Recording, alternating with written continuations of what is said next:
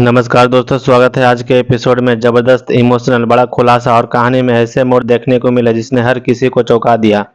Episode की शुरुआत होती है ईशा से, जो सूरज का दर्द कम करने की कोशिश करती है। वह कहती है कि चाहे वह उसका दुख पूरी तरह बांट ना सके, लेकिन हर हाल में उसका साथ देगी।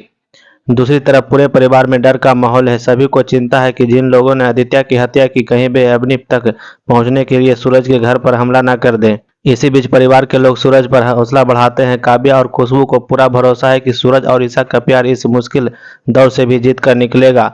लेकिन सूरज खुद को आदित्य की मौत का जिम्मेदार मान रहा है और अंदर ही अंदर टूट चुका है। उधर अवनी की मानसिकता हालत लगातार बिगड़ती जा रही है। वह ईशा के सामने हाथ जोड़कर विनती करती है कि किसी भी तरह उसकी शादी सूरज यानी दादा भाई से करवा दी जाए।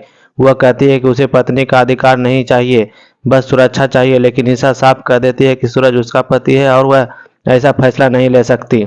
इसके बाद अवनी पुलिस अधिकारी से भी इंसाफ मांगने से इनकार कर देता है। उसका कहना है कि उसने अपने परिवार वाले रिश्ते और पूरा गांव आदित्य की हत्या में शामिल है। ऐसे में कानून भी उसका कुछ नहीं कर पाएगा। इसलिए उसकी नज़र में अब एक ही रास्ता बचा है, दादा भाई के नाम पर का सिंदूर।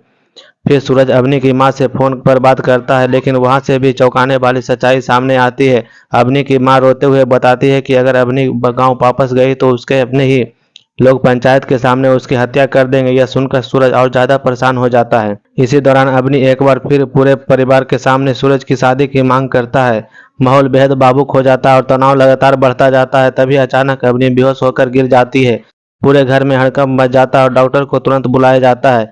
अब आता है आज के एपिसोड का सबसे बड़ा ट्विस्ट। डॉक्टर जांच के बाद बताते हैं कि अवनी प्रेग्नेंट है। यह खबर सुनते ही पूरा परिवार हैरान रह जाता है। ईशा, सूरज और घर के सभी लोग सदमे में आ जाते हैं। इसके बाद ईशा सूरज को बताती है कि उसके एक फैसले की वजह से अब सिर्फ अवनी ही नहीं बल्कि उसके होने वाले बच्चे की जिंदगी भी दांव पर लग गई है। यह बात का सुनकर सूरज भी यह तरह टूट जाता है और उसे एहसास होता है कि अब उसकी जिम्मेदारी पहले से कहीं ज्यादा बढ़ चुकी है। रिकैप में देखने को मिलता है कि परिवार के कुछ लोग सूरज को इसे पूरे मामले का जिम्मेदार ठहराते हैं, जबकि सूरज अवनी और उसके बच्चे के भविष्य को लेकर गहरी सोच में डूबा जाता है। अब सबसे बड़ा सवाल यही है कि क्या सूरज अवनी की सुरक्षा के लिए कोई बड़ा फैसला लेगा? क्या ईशा अपने रिश्ते को बचा पाएगी? क्या आदित्य की कत्ले को कभी सजा मिलेगा? इन सभी सवालों के जवाब आने वाले एपिसोड में मिलेगा। देखते रहिए मिड ड्रामा डोज।